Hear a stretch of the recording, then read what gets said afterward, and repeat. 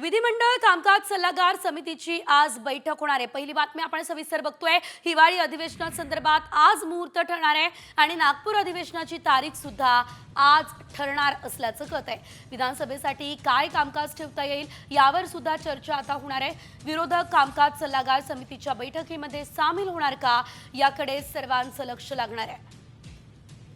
या संदर्भात अधिकची अपडेट आमचे प्रतिनिधी गणेश कवडे यांच्याकडून घेऊयात। गणेश, आपण बघतोय विधानसभा कामकाज आणि यासोबत अधिवेशनाची तारीख या सर्व बाबींवरती आज चर्चा होऊ शकते। महत्त्वाची बैठक आहे, नेमकं काय या संदर्भात सविस्तर अपडेट्स?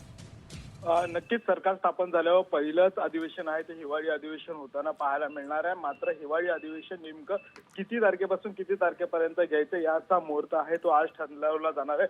16 पासून 21 की 16 पासून 24 तारखेपर्यंत घ्यायची याची तारीख आहे ती जवळपास आज निश्चित होईल। त्याचबरोबर नेमकं बिझनेसच्या पद्धतीने असणार आहे या सगळ्या संदर्भात देखील आहे ती चर्चा होताना पाहायला मिळणार आहे। त्यामुळे नेमकं काय काय हिवाळी अधिवेशनामध्ये मुद्दे असणार आहेत यावर देखील आज सविस्तर चर्चा होईल आणि त्यानंतरून हिवाळी अधिवेशनाची तारीख आहे ती जाहीर करताना पाहायला मिळणार आहे। निश्चितच धन्यवाद गणेश दिलेल्या सर्व सविस्तर अपडेट्ससाठी।